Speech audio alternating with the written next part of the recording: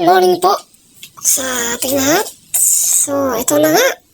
Habang ako nagtitingin-tingin dito sa aking album, may nakita ko dito mga videos ko ng top firing. Tsaka papaapoy gamit ang kawayan. So, tara. Panoorin natin to. You're watching PNP Bisok Santa Tag Alam Class 01-2018 Alpha Company.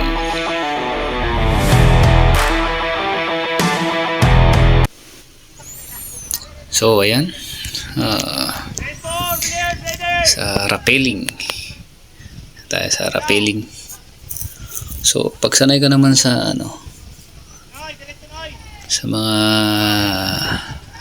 akyat-akyat sa mga puno, mga hindi ka matatakot sa wala kang takot sa kahit anong taas ng building o na pagrarapilan mo. Yung iba kasi kasama natin dyan is takot sa mataas na so hindi natin maiiwasan yan. Pero sa atin, sanay kasi tayo sa sanay ako sa pag-akyat sa mga matataas na puno. Nasa probinsya pa ako, kaya wala lang sa akin yan. So ano yan, pitin ka lang, dahan-dahan mo lang baba i-release yung tali dyan para makababa. So shout out pala sa instructor namin dyan sa rope course, kay Sir Mala, Sir Citres. So sila po yung namin dyan, matitigas na instructor namin dyan. Tsaka yan, tatawid ka sa lubid, katali sa magkabilang puno. Sa akin yan, basic lang yan sa akin, sanay na ako sa akyatan. Tapos ito, gagapang sa lubid. Uy, pasikat pa, kaalam mo naman walang hunggay dyan Ayan, so sanay tayo dyan. Ang iba hindi nila mahila yung katawan nila dyan, siguro nervyos ng konti, pero hindi naman mahulog dyan. May mga safety harness tayo dyan. Okay, so ito naman sa Morong Bataan. Ito yung ibang activity natin sa SAR, Search and Rescue, at saka sa WASAR, sa Water Survival. So yan lang yung mga ilang videos. So salamat pala sa nag-videos yan, so, kay Ma'am Kinikito, kasi di po kami makapag-cellphone dyan. Siyempre, cellphone pa rin, pero patago naman. Alam sa natin yan gagawin dyan. So kay Ma'am, salamat, shout out sa iyo sa videos mo. So ayan, tayo naka-load na tayo sa rubber boat, ready to unload para sa water survival. So ayan, yun ay arangkada yung rubber boat dyan. Tapos unload isa-isa, then langoy, lalangoy ka na dyan hanggang sa makagilid sa pampang. Okay, so dyan naman maganda sa dagat pala pagka kasi hindi gaya ng swimming pool na mabigat. Pag sa dagat pala, kahit naka-uniforme ka, naka-combat, magaan pala pa lumangoy, lumulutang ka pa rin dyan. Basta ang lang sa tubig, wag lang kabahan, kasi mas lalo kang hindi lulutang pagka kinakabahan ka. Yan, isa-isang unload. So yan, unload. So nga pala dyan sa for safety purposes naman, yung ibang tropa natin dyan, lalo na sa mga weak swimmer, for safety purposes, may tayo ng live vest. Kasi hindi naman lahat nakakalangoy. So tayo naman, kaya naman nating lumayo, kaya hindi ako gumamit. At saka isa pala dyan, kaya hindi ako gumamit ng live vest kasi pag nag-unload ka na dun sa rubber boat, yung impact ng tubig, lulundag ka magbabounce ka, at saka dyan ka makaka-stiff neck. So yan yung nakakita ko na sa mga nauna, kada unload nila, nagbabounce sila sa so patihaya yun, mapipirsa yung ulo natin. Kaya yung iba na kasama natin, dyan nila nakuha yung stiff neck nila.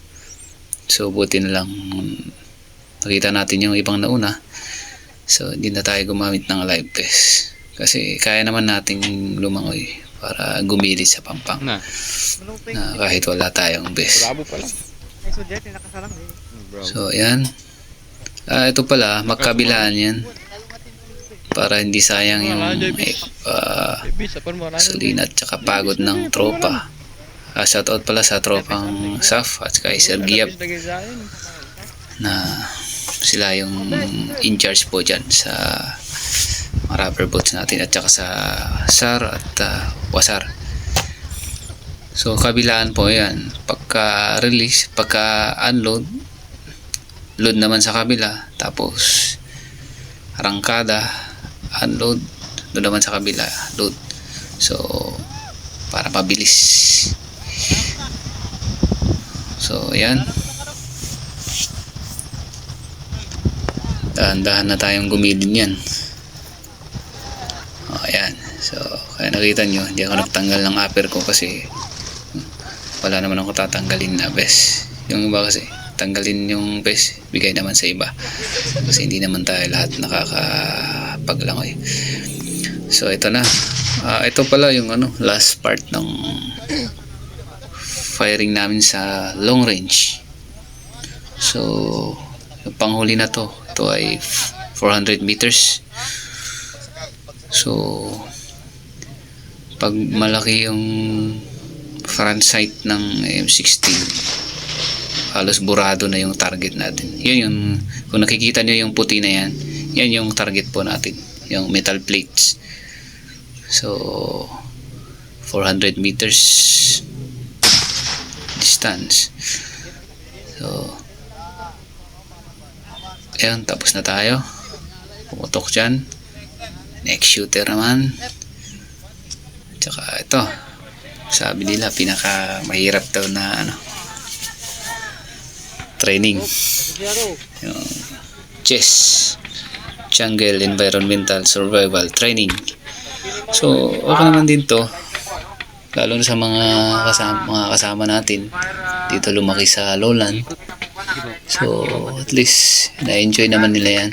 Wala kang dalang paano apoy na walang lighter, puspuro. So yan, shoutout sa mga kapatid nating Aita. Sila po ang nagtuturo dyan kasi mga campers natin dyan sa Murong, Bataan, yung mga campers natin dyan, mga civilian, mga adventurous, yan, tinuturuan nila kung paano mag-produce ng apoy, walang lighter at walang posporo. So okay din naman yan para dagdag kaalaman sa mga tropang hindi pa alam yung technique na yan. Ayan, kiss-kiss mo lang ng kiss-kiss sa kawayan na konting butas yan para dun may stuck yung abo na nagpabaga. Maliit lang yun, gabutil lang yun. So kailangan natin dyan ng fire catcher, tapos dun mo ilaglag, dahan-dahan mong hipan para mas lumaki yung mga baga, tapos yan, magkakaroon ng apoy. Dapat dahan-dahan yung pag-ihip dyan kasi pag nilaglag yung gabutil na baga dyan, wala na, hindi na tayo panibagong naman, kiss na naman. So ayan, nakapagpa-apoy na tayo. Pwede na tayong magluto. Nagluto lang na kami dyan ng pang picnic. Tinolang manok sa kawayan tsaka kanin. So yan ang ng chess, pinakamahirap daw na training.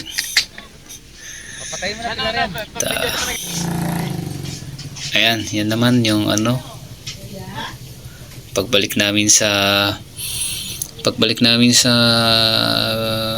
Bikutan. Meron pa kaming last firing.